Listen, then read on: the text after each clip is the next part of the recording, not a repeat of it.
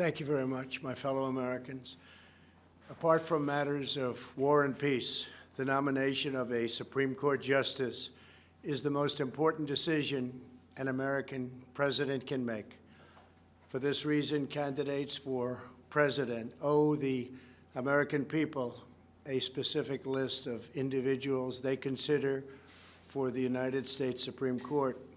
4 years ago, I announced my first list of highly qualified candidates and promised to fill Justice Scalia's vacant seat from among those names. And just days after my inauguration, I kept that promise when I nominated Judge Neil Gorsuch, and as you know, he has been very spectacular. A year later, I nominated, and the Senate confirmed, another outstanding justice, Brett Kavanaugh. By the end of my first term, we will have confirmed a record number of federal judges, over 300, all of whom will faithfully uphold our Constitution as written. What has always made America exceptional is our reverence for the impartial rule of law. People have come from all over the world to pursue the American dream based on this sacred principle. Equality under the law is the bedrock of our society. It is the principle that inspired American heroes to abolish slavery and end segregation, secure civil rights, and build the most free and just nation in history. Unfortunately, there is a growing radical left movement that rejects the principle of equal treatment under the law.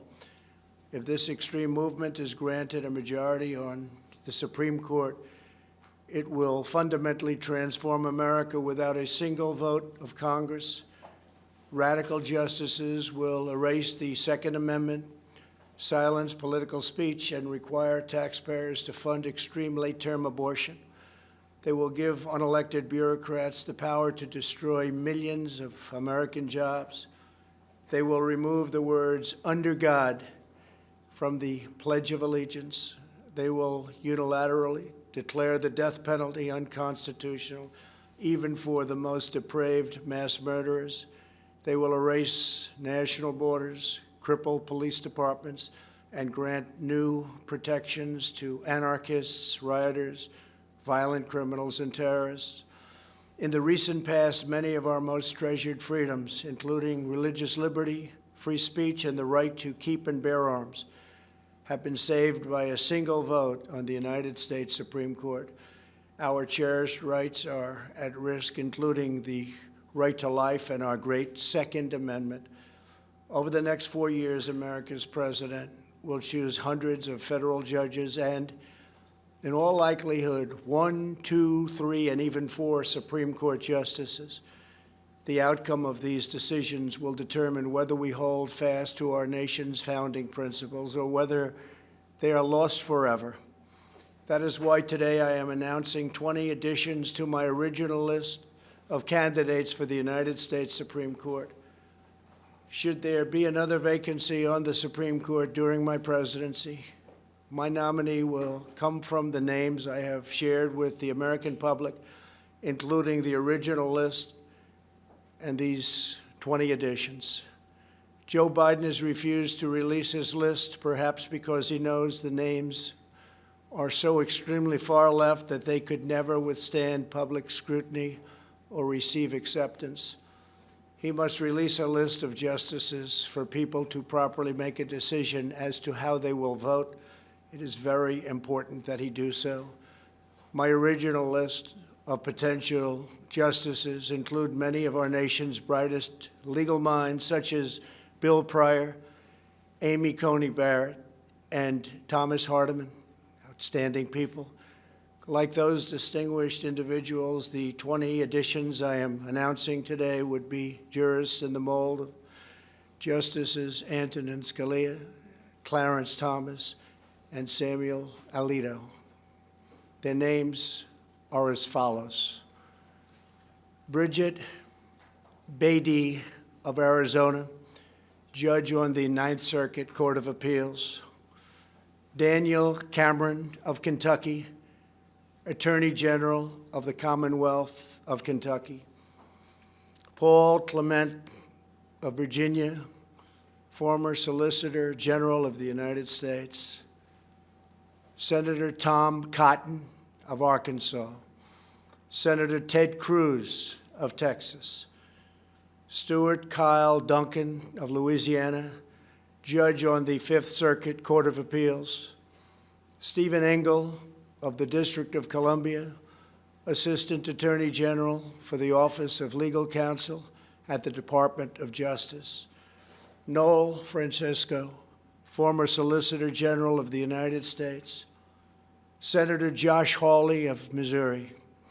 James Ho of Texas, Judge on the Fifth Circuit Court of Appeals, Gregory Katsas of Virginia, Judge on the District of Columbia Circuit Court of Appeals, Barbara Lugoa of Florida, Judge on the 11th Circuit Court of Appeals, Christopher Landau of Maryland, United States Ambassador to Mexico, Carlos Muniz of Florida, Justice on the Supreme Court of Florida, Martha Packold of Illinois, Judge on the District Court for the Northern District of Illinois, Peter Phipps of Pennsylvania, Judge on the Third Circuit Court of Appeals, Sarah Pitlick of Missouri, Judge on the District Court for the Eastern District of Missouri, Allison Jones Rushing of North Carolina, Judge on the Fourth Circuit Court of Appeals, Kate Todd of Virginia, Deputy Assistant to the President and Deputy Counsel to the President, Lawrence Van Dyke of Nevada, Judge on the Ninth Circuit Court of Appeals. Every one of these individuals will ensure equal justice, equal treatment, and equal rights for citizens of every race, color, religion, and creed. Together, we will defend our righteous heritage and preserve our magnificent American way of life. Thank you. God bless America. Thank you very much. Thank you. Does anybody have any questions on the judges? Please. Anybody on the judges? Excuse me. Any questions? They're outstanding people, very important decision. Very important that Joe Biden put up potential nominees. I think it's a very important thing for our country that he do that. Okay, please, go ahead. Do you have a question? Question? Mr. President, can you address the concerns from the Woodward book in regards to whether did you mislead the public by saying that you downplayed the coronavirus and that you repeatedly did that in order to reduce panic? Did you mislead the public? Well, I think if you said in order to reduce panic, perhaps that's so. The fact is I'm a cheerleader for this country. I love our country. And I don't want people to be frightened. I don't want to create panic, as you say. And certainly I'm not going to drive this country or the world into a frenzy. We want to show confidence. We want to show strength. We want to show strength as a nation. And that's what I've done. And we've done very well. We've done well from any standard. You look at our numbers compared to other countries, other parts of the world. It's been an amazing job that we've done. I think it's very sad in many respects because the incredible individuals working so hard on it, including our vice president, they've done this great job. They haven't been acknowledged by the news media, and they should, for the job we've done, whether it's ventilators, and now you'll see very soon with vaccines and with therapeutics. The job we've done has been incredible. But we don't want to instill panic.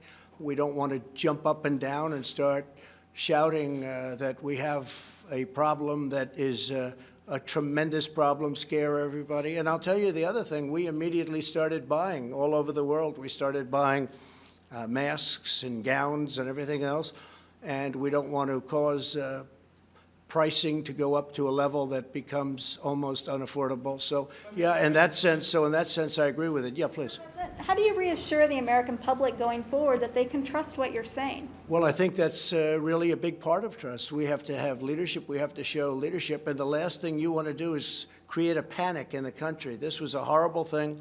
It was sent to us by China. Should not have happened, should never have happened. This is a disgusting, terrible situation that was foisted upon us. And we have to show. We just don't want to use, the best word is panic. We don't want to have to show panic. We're not going to show panic. And that's exactly what I did. And I was very open, whether it's to Woodward or anybody else. It's just another political hit job. But whether it was Woodward or anybody else, you cannot show a sense of panic, or you're going to have bigger problems than you ever had before. Please. Respectfully, sir, your comments amounted to more than trying to reduce panic. So on February 7th, you told Woodward it's more deadly than your strenuous flu. Go ahead, please. Mr. President, don't you think if you were more forthright with the American people, more lives could have been saved? Do you take responsibility at all for some of the 200,000 deaths that we've had? So I think if we didn't do what we did, we would have had millions of people die. We closed up our country. We closed it up very, very quickly, very effectively. We did a job. We learned about this horrible disease, along with the rest of the world, which had to learn about it. And then we opened it up, and now we know the vulnerable. We know who it attacks, who it's so vicious against. And I think we've done, from every standpoint, a incredible job. We shouldn't have lost anybody. Nobody should have lost. China released something that they shouldn't have been allowed to they should not have released. It came out of China. It went to Europe. It went all over the world. Should have never happened. They could have stopped it. They stopped it from going into the remainder of China. It started in Wuhan, and they stopped it. But they didn't stop it from coming to our country. Now, we had to show calm. We had to show, if it was up to you or whoever, I have no idea what he said in the book. And again, it's a book that I gave him some quotes, and frankly, we'll see how the book turned out. I have no idea. You're asking me questions for the first time. But again, the last thing we can show is panic or excitement or fear or anything else. We had to take care of the situation we were given. Now, long before anybody else wanted to do it, I closed our borders to a very heavily infected China. If I didn't do that, we would have had hundreds of thousands more people die. Dr. Fauci said it. Many people said it. It was a great decision. It was a decision I made, and I had to make. It was a decision that a lot of people thought I was wrong. Nancy Pelosi said I was wrong. Joe Biden said I was wrong. They all came back, and they said it was the right decision. And I was way early. That was in January, the end of January I did that. So that was a very good thing we did. Otherwise, we would have had hundreds of thousands more. But if we didn't close the country, we would have been talking about millions of people instead of the numbers that we have right now. You mentioned that you were trying to avoid price gouging, but you mentioned to Bob Woodward that you recognize that this virus spread through the air on February 7th. You didn't begin Project Airbridge until March. You didn't use the Defense Production Act until March. You didn't start ramping up ventilator production until March. You didn't really think it was going to be to the point where it was. All of a sudden, the world was infected. The entire world was infected. Everyone was scrambling around looking where to buy face masks and all of the other things. We've opened up factories. We've had tremendous success with face masks and with shields and with the ventilators. We're now supplying the rest of the world. We have all the ventilators we can use. And remember this, the ventilators were very important. Not one person that needed a ventilator didn't get it. And these are very complex, expensive machines to make. We opened up something like hadn't been done since the Second World War. We've done an incredible job, but we don't want to run around screaming, shouting, oh, look at this, look at this. We have to show leadership. And leadership is all about confidence. And confidence is confidence in our country. And our people have been great. We've been put through a lot by China, by releasing this, by having this come here. We were put through a lot. They could have done something about it, and they chose not to. I am very honored to have presented to you today a list of 20 incredible people, and we will talk later. I'm sure we'll be meeting later in the day. Thank you very much.